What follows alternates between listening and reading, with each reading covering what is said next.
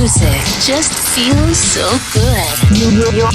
You're on the number one. TripleThreatFMRadio.com.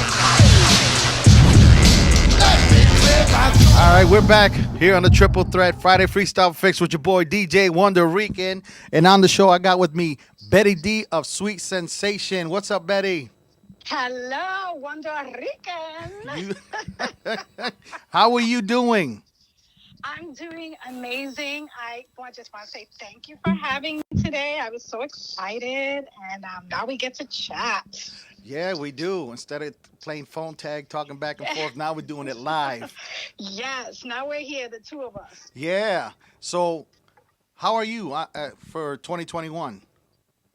2021, I'm ready. I am ready for whatever it has and whatever it throws at me, because after the year that we've had, I think I'm just about ready for anything. So I'm ready to start new things, look back and forget about the old things. I think I'm in a state of mind of just moving forward, because it's been a tragic year for us.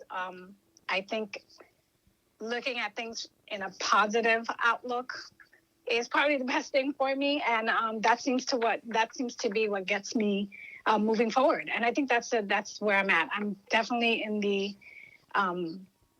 space of moving forward. Let's just keep moving forward and looking towards better things. So, when's the last time that you performed? The last time I performed, I did a drive-in in Long Island back in October of 2020, and it was outside. It was freezing. Wow.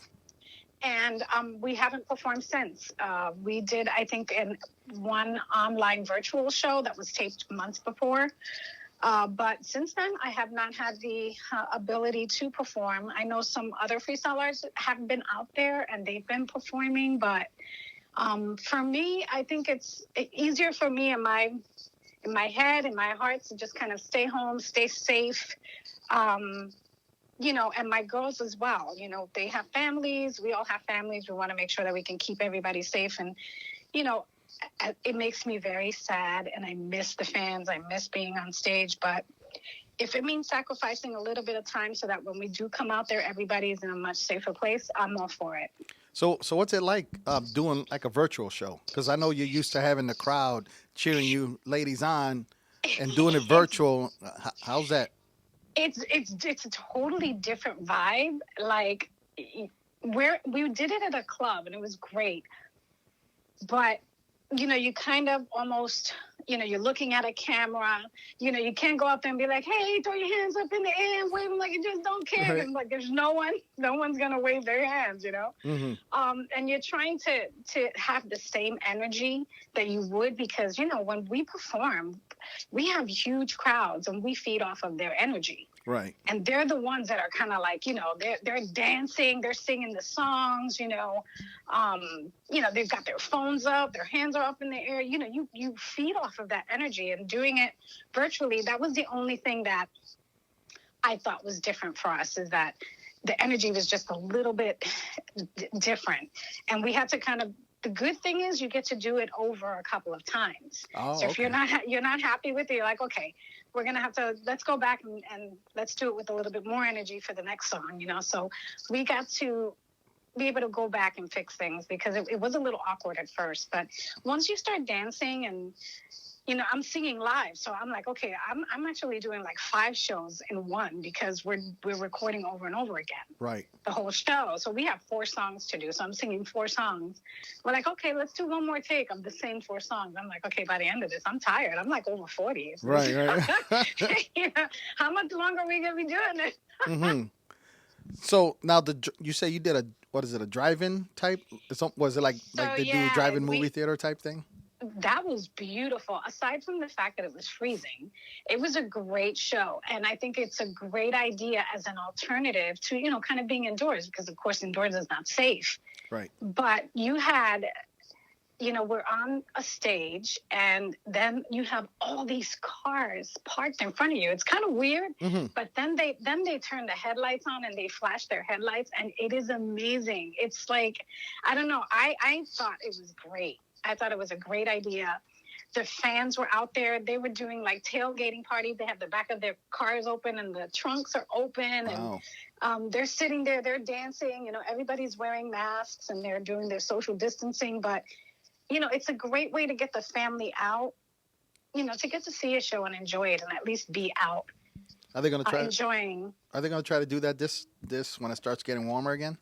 Oh, absolutely. I don't doubt that that's going to continue. And I believe that, you know, we do have a couple of shows that we, you know, of course, all of last year's shows were canceled. We're going back and honoring the ones that were canceled last year and doing them for 2021. So, you know, we have a couple that are on the horizon. I will be performing with Sweet Sensation in Florida in May.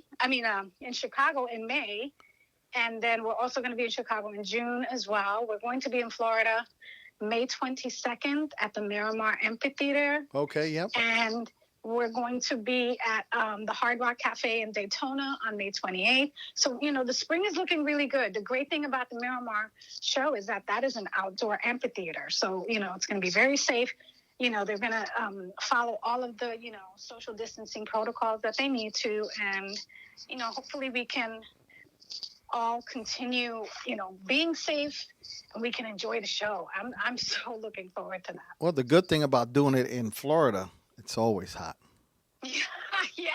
Yes, I'm not going to be freezing. It's going to be great, and I think, you know, doing it right, you know, in the beginning, right before Memorial Day weekend, it's going to be great. The fans can't wait to get out. They can't wait to come out and see us. I feel so humbled that they, you know, send us messages and tell us how much they miss us. It's like, it's amazing. Now, freestyle, keeping freestyle going. Like, I know you have TikTok. I got TikTok. When I started playing on TikTok Live, I was, you know, I'm rocking freestyle. And everybody, like, gets all excited because they get all that flashback, you know, memories of, you know, when freestyle, you know, brings you back to the 80s, 90s. That's telling my age, but anyway. Your age. Listen, I don't have a problem telling my age. I mean, I was talking to my friend, okay?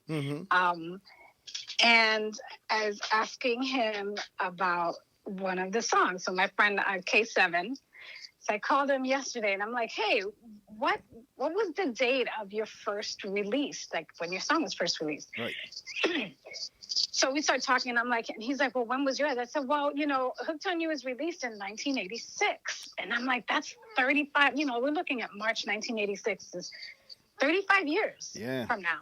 I mean, 35 years ago. So I started laughing. I said, yo, we are old. There are people who weren't even born.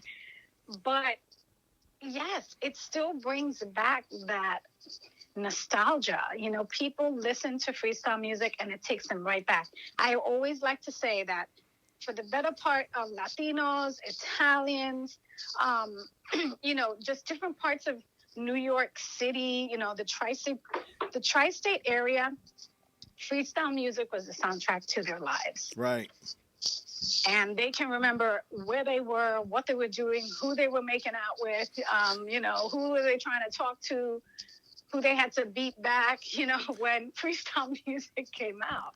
So for all of those out there listening, and you don't know what beat back means, that means that you had a beeper and you had to, you got a little signal on your beeper and then you had to go to a payphone and call somebody back.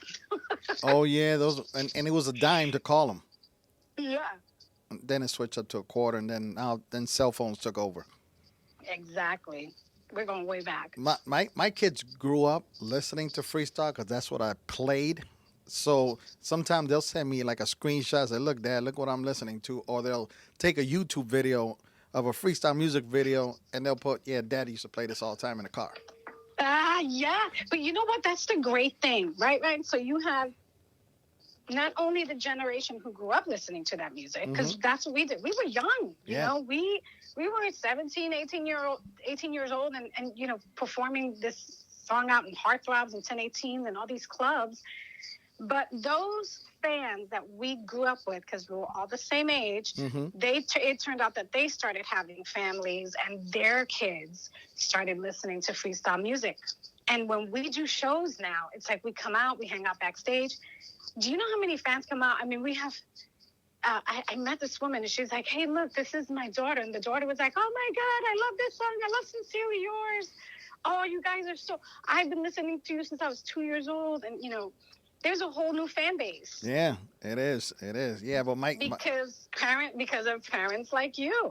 Yeah, and they love it. They like, oh, I remember this song, or they'll even ask, hey, who sings this one? And I tell them because they knew I knew the answer. But yeah, like my one son, he'll call me. Said, oh no, he posted on Facebook one time that he's cleaning house while he's listening to freestyle. Thanks to Dad. Yes, that's what it's about. We pass it down, and it is something that I think our Latino culture really takes pride in because we have something that is ours. Mm-hmm. This is our music. We nurtured it, we produced it, we performed it. It was ours, and it really personified who we were, and who we are. Right. As a culture, it's that type of music. We sang about good things, happy things, we sang about love and heartbreak and, having a good time. Right. And, I think Latinos are that kind of culture that we are warm and affectionate and very loving. And that is, that's very evident in freestyle music. Now, I've watched performances from you, TKA, all freestyle artists, the ones that be rocking the dance move. And I'm like, how in the world do you guys dance all that and then have enough energy to sing the song and still sound good and they're doing it live and they're not out of breath? This is what I learned early on. You can't go and perform these songs live you really have to condition yourself to be able to do that. Mm-hmm. And, there are times, I remember I used to go up on stage and I wasn't feeling that good. And right. I literally felt like I was going to die from not breathing. But, this is our craft, right? Right. And I really have always believed that if you have fans who are going to come out to see you, they pay money to come see you and see a show. They want to hear the songs that you sing. It's always been important for me to go up on stage and give them the best show that they can. Mm-hmm. So if that means that, this is part of my job, right? Right. When you go to work, you either take training and learn how to work a program, right? To do the best job that you can. So you can do it, at the end of the day, you get your kudos. Being an artist is the same thing. It is your job. Granted, it's something we love to do. It is a passion for us, but when we go out there, we have a job to do to provide them with the best show that we can.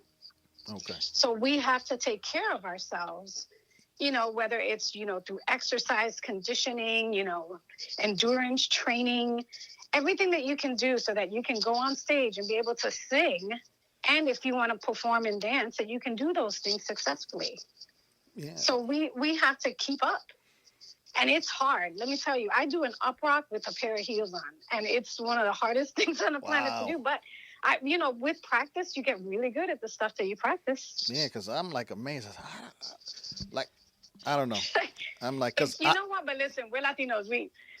We're going to be 120 years old. And you hear the music and you're inspired. Your adrenaline kicks in. Oh, yeah. Tell me you don't listen to freestyle music or a salsa record and all of a sudden your feet start moving. Your body does it no matter what. No, but with freestyle, when I'm dancing to it and then trying to sing the song, sing along, I can't even I just can't do it. I'll do half a song. But you know what? When you do it all of the time, when you're conditioned to do it, your body remembers. Your body helps you out.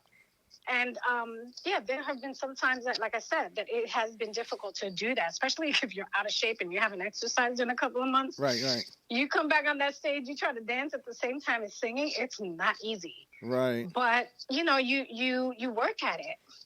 It's work. So, how many times a week do you rehearse, before a show?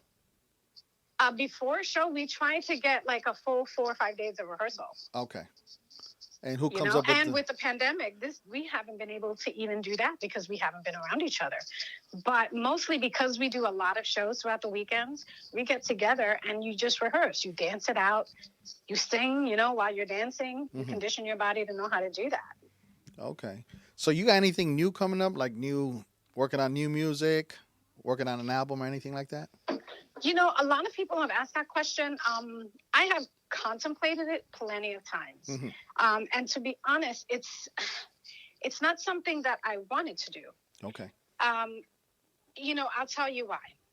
Not because I don't want to do new music. I think the idea of doing new music, if I'm inspired by something that I hear or that I want to write, if I'm inspired to do it and that's that moment, I believe in God and the universe kind of giving me those signals and telling me kind of what to do. And if I'm not feeling in that moment, something tells me, my heart's not in it right now, I won't do it. But when we go out and do shows, I know freestyle fans want to hear new stuff. Yeah. And maybe one day I will. I can't say never. But I know that freestyle fans want to hear the songs that they grew up on. Right. And that's what we try to provide them with, And it doesn't get played out. And it doesn't get played out. And it's not going to be done at the shows either. So when we have a show, the way that they're featured now is you have 12 to 15 artists all in one night. Right. That's the way the shows have been, featured. So when you're going on a stage, you have a certain amount of time. You have maybe 15, 20 minutes to do all your songs. And freestyle artists, we put out a lot of records. Right. You have a George Lamont on the ticket, and he's got 6, 7 songs that he's doing. Right. And we have to do condensed versions on them so the audience can get to hear all of the songs that they loved. Mm-hmm. You have TK, you have Brenda K. Starr. So when we're all on the ticket and on the show, that lineup brings the freestyle fans all of the freestyle songs that they love. Right. So putting in like a new song, we can't promote it by performing it because if you go on stage, they're going to want to hear the songs that they know, and you're not going to have the ability to actually perform a new song that you recorded. You might put it out and hear it on, streaming, and if you stream it on Amazon or Spotify or whatever, that's the exposure that you get. But you won't really have the ability to perform it. Right. And that's just the reality. I'm not saying it's good or bad. It's just that's the reality of it. I know we were talking about the area we're at now to try to get a show out here in the Albany, Saratoga, New York area. Let's put it out there. Whoever is listening, Capital Region area needs a freestyle show. So, DM me, inbox me, just inundate me on Instagram. I don't really go on Facebook. I try to tell people that. I'm like, I don't go on Facebook. I let Instagram do all the work. But yeah, we need to get that done. There's such a huge Latino community here, right? Yep. That's Albany, New York area. Yeah. Albany. Looking at the Capital Region. So let's do this. And speaking of Albany, New York area, I just want to shout out somebody very, very go right ahead. Today. Do your thing. Okay. Rafael Rivera, also known as what? Pito. Love. That's right. I'm shouting you out, buddy. I know you're listening. Yeah, he's probably going to text one of us. He's going to text one of us after the interview. I love you, Rafa. Yeah. Listen, it was great having you on the show. I want to have you and you and the ladies are together, have all three of you on the show again. Absolutely. We're going to have to make that happen. Thank you so much for having me. And I want to say to everyone who's listening out there, thank you so much for the support. The realization that Hooked on You was released 35 years ago, it humbled me completely, and that you are all still fans and still supporting us to this day.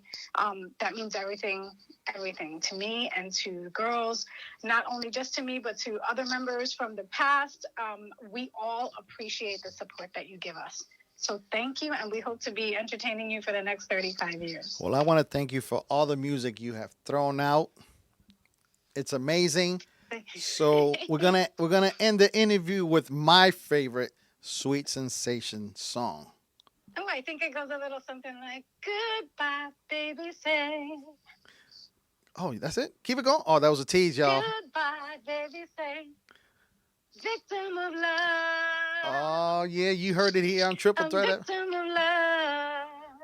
All right, thank you, Betty D. Let's keep in touch. Yes, thank absolutely. Thank you for being Love on Triple. Guys.